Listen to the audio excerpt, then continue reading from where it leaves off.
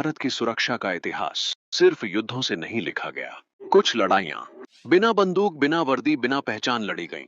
इन लड़ाइयों में जो लोग जीते, उनका नाम अक्सर कभी अखबारों में नहीं आया। ऐसा ही एक नाम है अजित कुमार डोभाल। आज दुनिया उन्हें भारत के राष्ट्रीय सुरक्षा सलाहकार NSA के रूप में जानती है, लेकिन इससे पहले वह भारत के सबसे खतरनाक अंडरकवर एजेंट थे। अजित डोभाल का जन्म 20 जनवरी 1945 को पौड़ी गढ़वाल, उत्तराखंड में हुआ।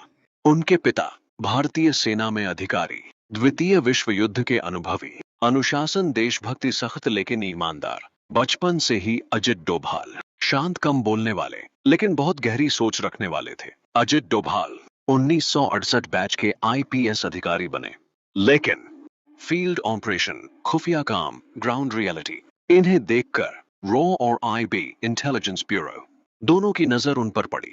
कुछ ही समय में उन्हें IB इंटेलिजेंस ब्यूरो में ले लिया गया। 1970 के दशक में भारत पाकिस्तान के रिश्ते बेहद तनावपूर्ण थे। IB को जानकारी चाहिए थी पाकिस्तानी सेना के अंदर क्या चल रहा है, भारत को लेकर उनकी असली सोच क्या है। कोई भरोसेमंद स्रोत नहीं। तभी एक प्रस्ताव आया, एक भारतीय अफसर बिना किसी सुरक्षा के पाकिस्तान में रहेगा। यह लगभग आत्महत्या जैसा मिशन था। अजित डोभाल ने खुद आगे आकर कहा, मैं जाऊंगा। मिशन की पहली शर्त थी भारत का ना पहचान पासपोर्ट, सरकारी सुरक्षा सब खत्म। अजित डोभाल बने एक आम मुस्लिम व्यक्ति। नाम बदला, बोली बदली, सोच बदली।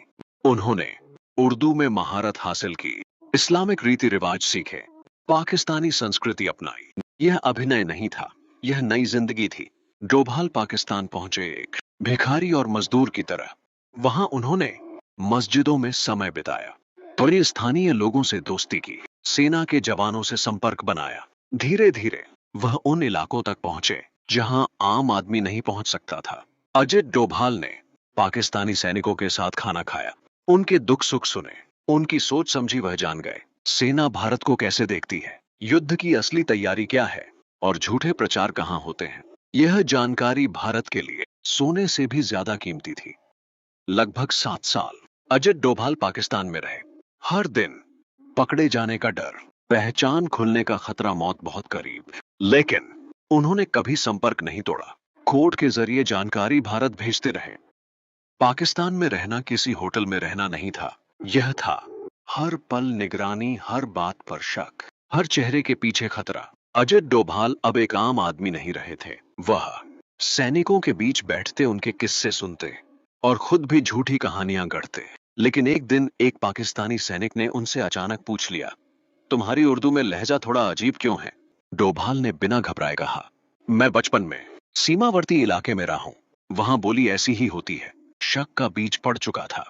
डोभाल ने मस्जिद में नमाज पढ़ी, रोजे रखे, इस्लामिक त्योहार मनाए, लेकिन साथ ही वह सैनिकों के साथ बैठकर चाय पीते, कभी कभी शराब खानों तक भी गए। यह विरोधाभास जानबूझकर किया गया था। धीरे धीरे वह उन लोगों तक पहुंच गए जो सेना के अंदरूनी राज जानते थे। डोभाल को पता चला पाकिस्तानी सेना सिर्फ सीमा पर नहीं सोच रही, बिल्कुल भारत के अंदर अशांति फैलाने की योजना बना रही है, खासकर कश्मीर, पंजाब और उत्तर भारत। उन्होंने जाना किन संगठनों को ट्रेनिंग दी जा रही है, कौन से जनरल भारत विरोधी ऑपरेशन चला रहे हैं और कौन सिर्फ राजनीति कर रहा है। यह जानकारी अगर गलत हाथों में जाती तो भारत को सालों पीछे धकेल सकती थी। अब सवाल था, इतनी बड़ी जानकारी भारत तक पहुंचे कैसे?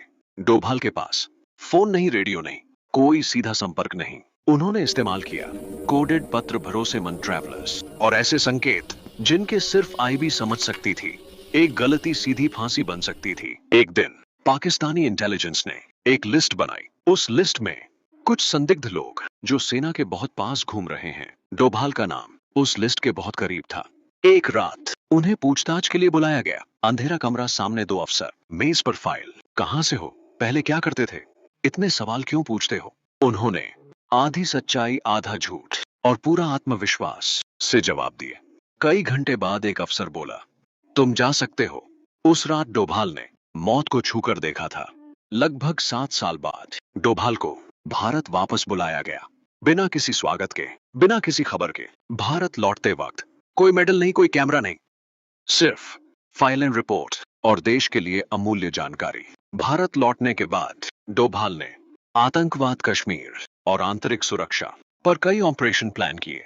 उनकी रणनीति रक्षा सिर्फ बॉर्डर पर नहीं, ग्रेटर देन दुश्मन के दिमाग में होनी चाहिए। इसी सोच ने भारत की सुरक्षा नीति हमेशा के लिए बदल दी। अगर आप भी मेरी तरह ऐतिहासिक स्टोरी पसंद करते हैं तो इस चैनल को सब्सक्राइब करें। जय हिंद।